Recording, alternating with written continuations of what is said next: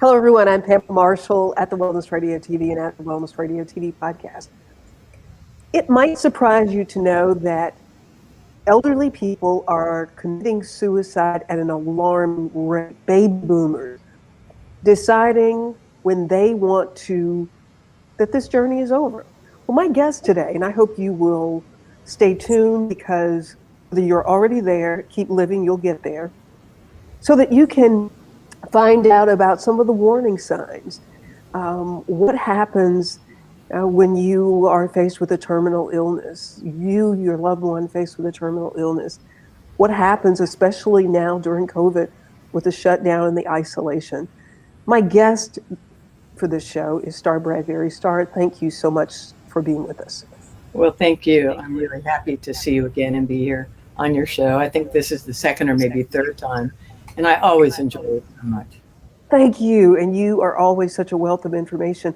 Star is an expert in helping people age gracefully, senior living, helping people who find themselves alone, people who did not have children. And this is, this whole death and dying with dignity. Karen Quinlan, back in the 70s, 80s, the young woman who was in a coma for years, and I think it was her husband that wanted to take her off life support and her parents did not. Correct. So there was the whole case of who makes that call. And so fast forward to today, when people are dealing with COVID, the numbers were already up. Star, what are you experiencing with the people that you're talking to, or what are you learning? Well, this was such a timely subject when you called me the other day to chat about this. I think I told you I had just finished writing a chapter in a book that I'm working on, which is not out in print yet.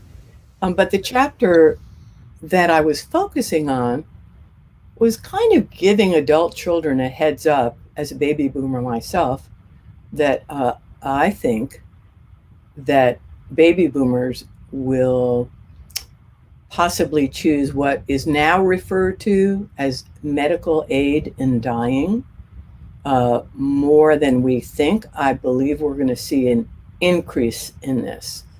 Now, why do I say that? I say that because I've been in senior living 25 years. And in the time that I worked in large retirement communities, I can think of at least 4 or 5 situations where I watched people make that choice. They weren't as overt about it as you might guess, because if you're paying attention, medical aid in dying is not legal in the majority of the United States. Many, many people, and rightfully so, have extremely mixed feelings about this, Pamela. I think you probably know there's 11 states that have made medical aid in dying legal, and if you count Washington, D.C., it's 12. Certainly not in Florida, and not in Texas, not in a lot of the southern states, mostly the West Coast, and then you kind of throw in Denver, parts of New England, Vermont being the latest, and then there's Hawaii. So there's more and more discussion as baby boomers kind of, remember, they were the take charge generation and make a difference. And I think they're going to opt for continuing to be in charge, even in the process of their own death. Yeah. Star Bradbury, when we're talking about suicide, and one of the other reasons that the suicide rate is so high among the elderly, and statistics show that white men are committing suicide at a higher rate than any other group. I looked at One of the things is weapons. Yes. Guns are used more to commit suicide than they are to protect homes and defend. And when you look at gun legislation, they talk about, the right to bear arms, and we ought to be able to defend ourselves. But they don't tell the public that these weapons are being used to commit suicide more times than to protect a family. Yes, I think I saw that they believe that the suicide rate in seniors is 40% underreported, Pamela. Oh, I can imagine. Meaning that people that intentionally overdose or sadly make the choice, and I have seen this, they just stopped eating, Oh, essentially really? starving themselves, yes, or Huh. intentionally stop hydrating. So I think it's important, though, while we're talking on this very difficult subject, to sort of distinguish between those who commit suicide out of depression or loneliness or mental illness or lack of purpose. I see seniors that choose that option somewhat differently and sadly as preventable. Because let's not forget that there are so many seniors, especially with COVID. I just saw some statistics this week on factoring in loneliness with seniors and how the data is showing that seniors who are lonely are more at risk. Well, you don't need to be a rocket scientist, as they say, to make these connections, but seniors who are lonely and not connected to their community or not connected to their family and are isolated are far more likely to commit suicide. And those are reasons that are sad. They're treatable, Pamela. Right, That's right. not a good reason. At least I don't feel. The only medical aid in dying that I could understand or support are those that they already know they have a devastating terminal illness. You don't have to wonder how you're going to end up at end stage Lou Gehrig's, end stage Alzheimer's, some of the really awful neurological, neuromuscular diseases that completely incapacitate you. That's the category I feel might warrant I'm going to opt out, but not the people who are just neglected and so lonely they've given up. Well, and see, even with that, you know, I would love to have some people on in the faith-based community to even discuss, is a terminal illness I a know justification? Because that's still very, very debatable. it is And very debatable. depression, you froze. Depression among the elderly is probably at whatever we think it is, it's at a higher rate than that. Correct. In Especially, Asian countries, yeah, it's said that women commit suicide more than any other group because oh, Japanese, in Japan, because Japanese women are considered the most beautiful of the Asian women. And as they age, they don't age well. And so their whole identity is wrapped up in that. And so they take their lives. And so here in this country, when our whole identity is wrapped up in what we do for a living, how people view us, and then all of a sudden you retire and you have no place to go. You're not connected with people and you didn't develop a life past work. And you start to feel like you're not worth anything. And depression and substance abuse yes. sets in, and that's just a dangerous combination. I looked up some of the primary reasons before the show, and they touch on exactly what you were talking about. And because men are at the highest risk of committing suicide, the statistic was 39.9. That's kind of hard to fractionalize an entire human being, but that's the statistic. 39.9% per 100,000 men commit suicide for the 75 and older group. The majority, the first category based on race was American Indian, then non-Hispanic men, and then white men, and then it kind of went down from there. But no matter what ethnicity you looked at, it was clearly white men. And the reasons that were, at least the possibilities, were lack of independence, lack of purpose, maybe giving up a driver's license, not being able to take care of yourself and depending on others. These are all chipping away, especially for a male in the United States, at their dignity, at their ability to take care and fend for themselves. It is not something men do well at. And so how do we help the men in our lives? Sharon Benjamin from New Jersey is watching. She says extremely important topic. Living wills need to be in place. And Star is an expert at helping people get their living wills in place. I sort of call it the three pillars, Pamela, of aging successfully. I try to remind people that you cannot age successfully without some preparation and forethought and really being willing to be realistic at what you're going to face. You can't assume. I mean, I sort of have a far side sense of humor, so bear with me, those of you who think I'm taking the subject lightly, because I don't. But I think one of my coping mechanisms is to try to keep a little bit of a sense of humor. And I like to say, if we could all check the box where we say, that's what I want to die in my sleep, we would. I just want to go to bed one day.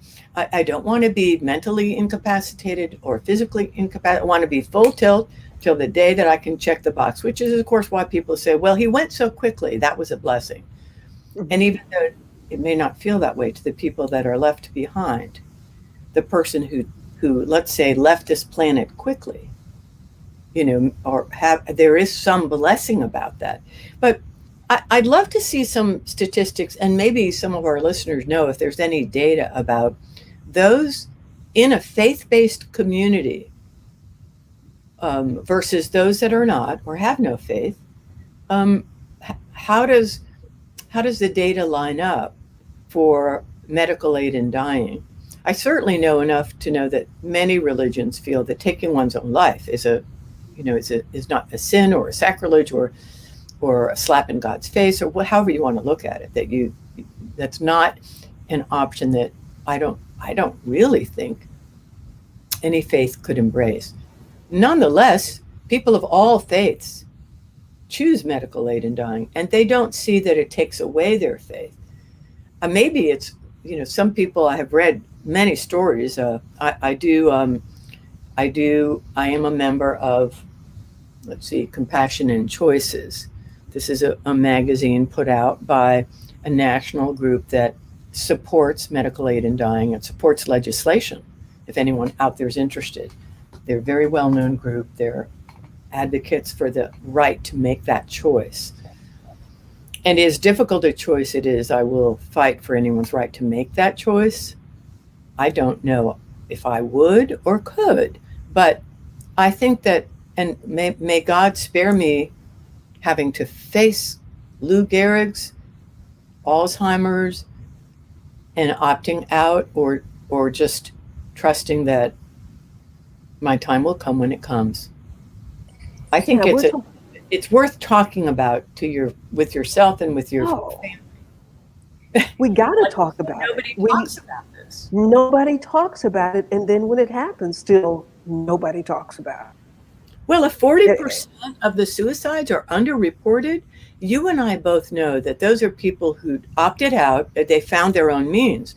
I believe some percentage of that, they're not all just so depressed that they decided to kill themselves. They were facing some kind of what they felt was insurmountable odds, and they decided it was time to take matters into their own hands. If maybe there was an option that was death with dignity, maybe they wouldn't go to firearms, because I read that statistic as well. Older people that decide to try to commit suicide, they're not fooling around. Quote unquote, don't miss. More lethal, and they complete. When you look at the statistics on suicide attempts and suicide completions, elderly people complete at a much higher rate. They're serious. Let me tell you, I feel so strongly about this. As a 40-year member of the media, we didn't cover suicides at all because there was fear of, copycat. But Oh, this philosophy of not covering suicides has not made the numbers go down. I think the media is missing an opportunity to have people talk about it so that it's not in the shadows of our society and in our families. And then the opportunity to tell people there are agencies that can help. If you're facing depression and substance abuse and just feeling like you don't want to be here anymore, there are people you can talk to. I But just because we don't cover it at all, people are just killing themselves and we're just quietly going on with our lives well, I was until yeah, I was pleased to read an article just this weekend in the Gainesville Sunday paper that they're looking at creating. It's either imminent or it's happened in some states where they're adding they're changing the national suicide hotline number to 988. So very if simple. yes, and it's sponsored through a national mental health organization. It might be NAMI. I'm not positive. But that, if you felt suicidal or you thought a family member was suicidal or a dear friend, that instead of calling 911, which we know is not a solution, Right, uh, right. you need somebody trained in mental health and mental health issues to show up. And 988 is a completely different approach to getting the help that you might need. We I don't also think have, it's checked yet. yeah, we also have to admit, Star, that we are in a culture where we don't value our elderly people. I know. We don't value our I'm elderly trying to people. change that in my own little way. I value you. Well, what I mean is like every article I post on my LinkedIn page is about something wonderful and fabulous that an older person did. The last one, a 96-year-old nurse who's still working and just retired, 96. Really. And there was a little video, it was on NBC News, showing her in the hospital and passing out meds and being useful and respected. And she was mentoring other nurses. And when they asked her why she wanted to keep working, she said, because I love making a difference with my patients. She was still giving back. So we need to look Well, at our elders and see what can we do to help them feel useful and have a purpose and encourage them to stay engaged in their community. well, I tell you what, with the workforce being what it is today, these seasoned, committed people across the board are needed in the workforce today. Yeah. Sharon, although as far as wills are concerned, Sharon said that I don't have solid statistics, but there's a rumor that African Americans are less likely to put a will in place out of superstition. If I do a will, I'm heading to death. When in reality, we all are. And that's not Not only, doing the will, it's like if I don't get on the scale, I'm not overweight. So if I but don't do a will, I'm not dying. yes, but that's true, and I've seen that across the board. That even with it doesn't seem to matter ethnicity, age, or education. I tell people that it's better to start a conversation if you're an adult child with your parents on this topic when they're in their 60s. If you wait until their 80s, it's sort of like the closer they might be to passing away, the more resistant they are.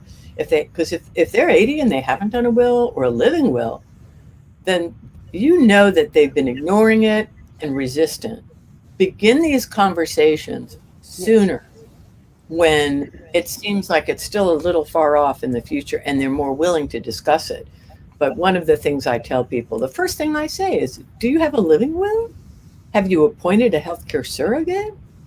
Do you know what will happen if you go to the ER or the hospital and you don't have a living will? People need to pay attention because it's absolutely critical. And maybe even in that dialogue, and for all of you who are listening, whether you are the person or there are people in your life who you need to have the conversation with. I also say, and I've heard people say, well, my mother wanted to talk about what we would do after she died. And I told them, we're not going to talk about that. Let people talk about it. Yes, and I asked my younger son about being a healthcare surrogate. He said, absolutely not. Oh, no, Mom, I could never, ever, ever do that. And that was many years ago. And that's when I realized that it's a lot to ask a child to possibly make that decision for you. And for those of you who may not be sure, your healthcare proxy, same thing as your healthcare surrogate, same thing as someone who you've appointed to be your medical power of attorney. They all play the same role, but they're the ones that might be making the life and death decision for you. If you are not able to speak for yourself, that is when that person comes into play. Because this is the topic when it comes to, I don't want to be kept alive. I don't want to be put on life support. This is not medical assisted suicide. No, totally. But this is saying what I do not want to happen in keeping me alive under extreme circumstances. So that has to be talked about, as well as hearing what people have to say about what do you want to happen. You know what I remind adult children, or really anybody, even a spouse? A good question to ask someone who is resistant to even talking about it is to say something like, well, wouldn't you rather know before a crisis what my wishes are? You don't want to be guessing at what I want when I can't speak for myself. And I filled out my own living will. Could we talk about it? What I do want and what I don't want. And let's not forget that a living will also gives you the power to say, I do want to be resuscitated. I do want a feeding tube. Even though it's usually discussed in terms of what you don't want, it could just easily be stating, in fact, what you do want, except you need to know that if you don't have a living will, the default for any doctor, any hospital, is to throw everything at you they can to keep you alive, including being on a intubator or resuscitator for weeks or with Karen Quinlan, years. Right. Star Bradbury. Somebody knew. Star is an author, and she is a senior living strategist available to help anyone who has who needs to put together a plan, because it's happening every day we live. I don't care if you're 30 years old or 25, Ricardo. Ricardo's watching. But we do need to talk about this. And this whole notion of how we're going to live. We plan how to live, but we don't plan how we're going to die. No. And I think that contributes to the suicide rate as well, because we haven't planned how we're going to die. We haven't talked about it. It's not my call. I don't feel like it's my call. I mean, I didn't bring me here, so don't ever think that I think it's a good idea for me to take me out. Well, listen, there is... Somebody told you that I committed suicide, please do an investigation. Right, I understand that, because that's not on your plate. Well, there's so much to talk about, but I really feel that sounds like you have listeners who are young, maybe in their 20s or 30s. So I'd like to speak directly to you guys. Let me just read if I can read what Ricardo just wrote. And Ricardo is 25. He says this is a difficult subject to speak on, but very important. Not speaking on it and providing an open field for proper understanding and conversation is what is the cause for so many tragic situations. Right. Coming together and opening up the floor like this is encouraging to see, especially as one who has been in that headspace before. Hey, Ricardo, what headspace are you talking about? I don't want to read anything into what you're saying, but please tell us what you're talking about. And then Regina Williams, who is a counselor, says this is difficult for children to make these decisions, which is why the conversations need to happen so that it is not on the shoulders of the children. McLinda, who is watching, says this is great information. I really appreciate all of you watching. Start a watch party with everybody in your family.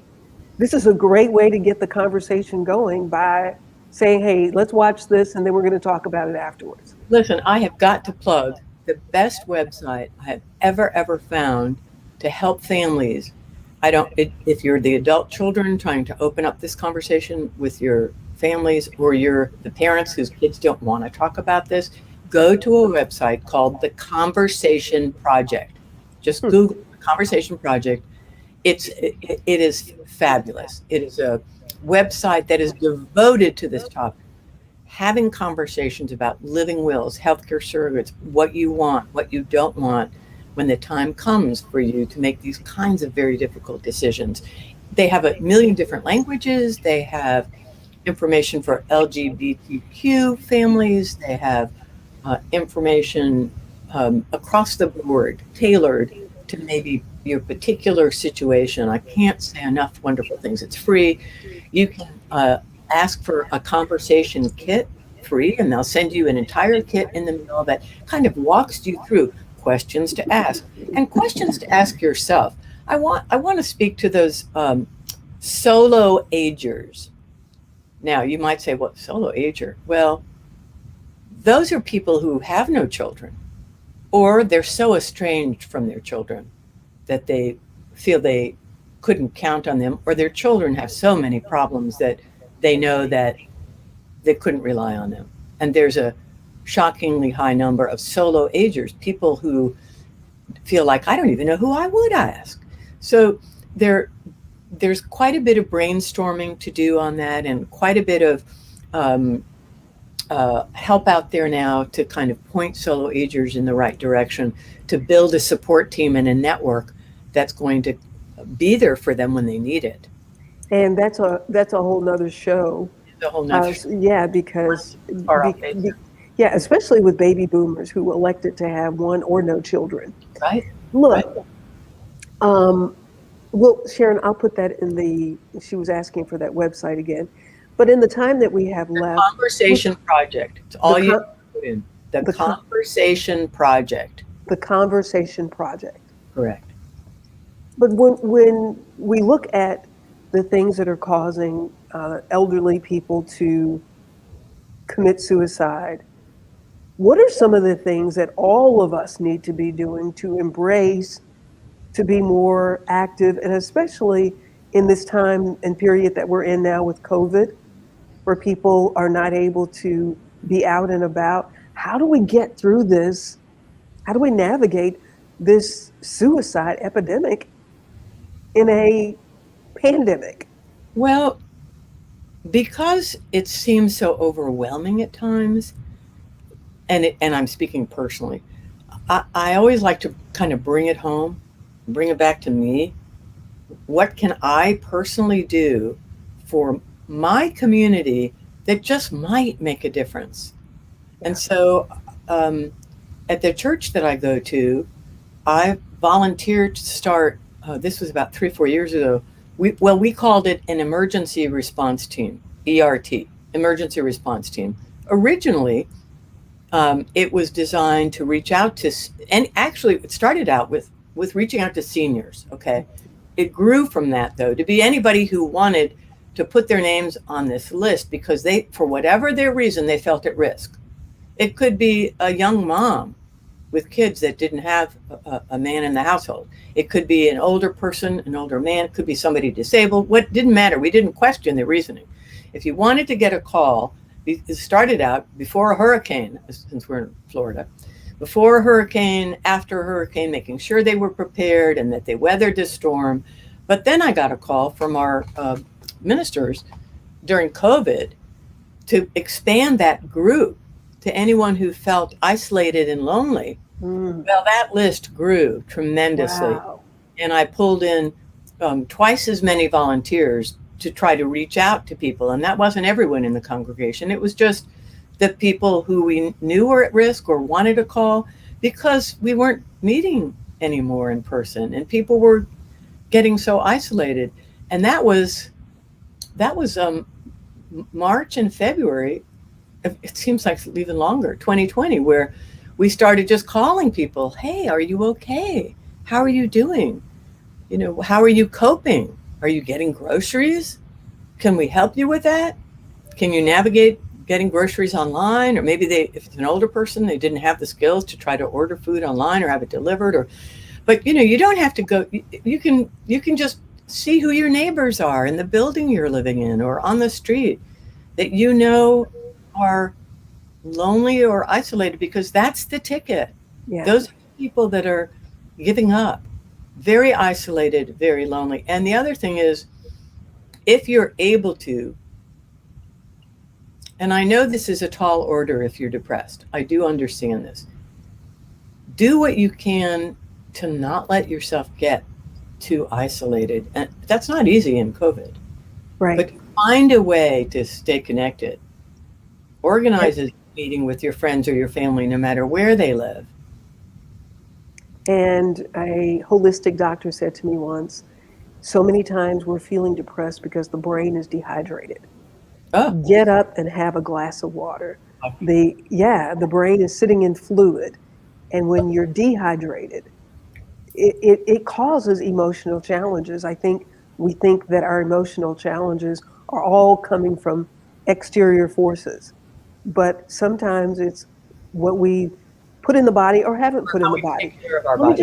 Let me just read Ricardo, and I really honor you sharing this in this space, Ricardo. I really appreciate it so much because I hope this will help some other people who are watching. He said, when I was around 14 or 15, I was suicidal and had made an attempt on my life after getting past that experience with my pastor at the time and a lot of self-care. I've come to understand the importance of speaking up when it comes to mental health, having a trusting space to be able to be open, to open up and respect myself and others. That's beautiful, Ricardo. Thank you. Ricardo, we thank you for watching. We thank you for sharing, and thank God that you had the people in your life that were able to get you through that period. And we continue to virtually embrace you. And as a matter of fact, tomorrow night, Ricardo, if you'd like to be on this show, we're talking to some African-American men about suicide, because mental illness is one of the things that's difficult for people to talk about, but then you add some color and some gender, and the conversation gets even more difficult to be had. So Ricardo, I really appreciate and would love to invite you to be a part of the show tomorrow. Star, thank you so much for being here to have this very difficult conversation about elderly suicide, physician-assisted suicide. It is not my place to stand in judgment of anybody. I just will say this, prayerfully, we can come to understand that we're not just here for ourselves. And who knows whose life you might impact. I do understand and have great empathy for those who are sick and who are terminal. I do too. Yeah, and I pray for their strength. I pray for the strength of their loved ones that are with them. We've had to deal with that in our family. And I did have, I'm sorry. No, go ahead. I did have someone say to me, I asked them, well, do you have faith in God? Because they had shared with me that they had a terminal illness and with someone I knew in the retirement community, and they had said, I'm not going to pursue treatment, which is yet another layer of how you approach your own death, right? Mm-hmm. You might opt out of treatment and still have a natural death, but you're not treating your illness or your cancer in order to extend your life as long as possible. And that approach, by the way, is referred to as slow medicine. Oh, really? Yes, we could have a whole nother show on that. Slow medicine, meaning, no, I'm not going to maximize the treatment plan. I'm going to put emphasis on my quality of life for the time I have left. I can see that. Right. I can see me doing that. I really could see me doing that. And I wanted to distinguish that because I think that's important. You're not actively pursuing a cocktail you're going to take that will end your life, or worse, like suicide or firearms. You're just saying, I'm not afraid to die. Right. I don't want to do chemo, radiation, another surgery. I'm just going to spend the time I have left with my loved ones, my family, and then when death comes, it comes. My emphasis might be on quality of life. Mhm. That approach is slow medicine, which is another approach I think baby boomers will opt for, and is still gives somebody the right to be in control of that decision without acting on medical aid in dying per se. So there's a lot of layers, which is of course why you're stressing we have to talk about this. We need to think about it for ourselves, and then we need to be able to communicate that to the people around us so they're not left wondering what was mom thinking? What did they Yeah. want? One of my brothers is a nurse, and he's a director for one of the hospitals in Nashville. And when my other brother realized that his time was short, he said to him, don't let them do anything else. And so my brother called me and he said, if you want to see him, you need to get here because he probably won't make it another 24 hours. Oh, Because he said to Reggie, don't let them do anything else. mm-hmm. And then my first brother that died, who had pancreatic cancer, he said to my brother Reggie again, and pray for my sweet little brother. He's the baby brother, and he's getting all of our medical stuff, and he's taking care of people on the front line with COVID, so pray for his protection. But my other brother said to him, because he had pancreatic cancer, he said, just don't let me be in pain. Right. So I understand all of this. And it's a very, very delicate topic, but it is one that we must stop acting like it's not going to happen. Well, and I would say if you are friends with an older person, don't make assumptions about their mental health. And if you know that they're estranged from their family or they're not connected to a faith community or any kind of spiritual community, do what you can to support them and befriend them sincerely. Your reaching out could be the one thing that makes the difference. Like you said, you never know what showing up in someone's life might mean to that person. It's hard to gauge just what a simple act of kindness might be to that person. And even though everyone's heard this expression that suicide is a permanent solution to a temporary problem, we need to have that compassion about mental illness and depression. Yes. I know enough people and have had touched some depression personally myself to know that to give me real compassion for that dark place. If you can just remind yourself that it's not permanent, and that if you reach out to others, they will care. They will help you. I believe that.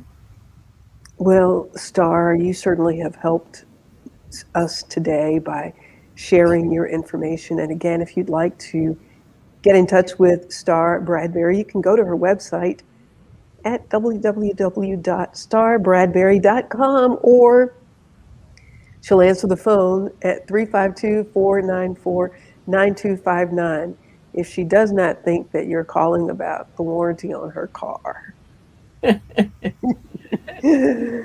Oh gosh, thank you, and thank you for what you're doing. Thank you and we look forward to your book coming out. Well, the book has a working title, but the publisher may change it, and it won't be out in print until February of 2023. I wrote for hours today, fine-tuning this book. But I wrote it after 25 years experience in senior living because I really felt called to write a book to help families, and in particular adult children, help their parents. So the working title is Helping Your Parents Age Successfully, a Guide to Being Prepared. And that's just what it will be. And I'm excited about it. It won't be out for another year, but I'll let you know, and I'll come back on the show and hold it up. Please do. Please do. Again, thank you. I really appreciate you stepping away from your book to come and chat with us this evening to share this very valuable information. Thank And you. for all of you who are watching, whether on Facebook or YouTube, you go to our YouTube channel at the Wellness Network and subscribe. Thank you for sharing this. Thank you for sharing your hearts and your thoughts as we talk about this subject of elderly people who are opting to commit suicide. This September is National Suicide Awareness Month. And we want to do everything that we can, saving one life at a time. Tomorrow, we'll see you tomorrow. I'm Pamela Marshall at the Wellness Radio TV and at the Wellness Radio TV podcast. Remember, there is healing at the well. Make it a fantastic moment.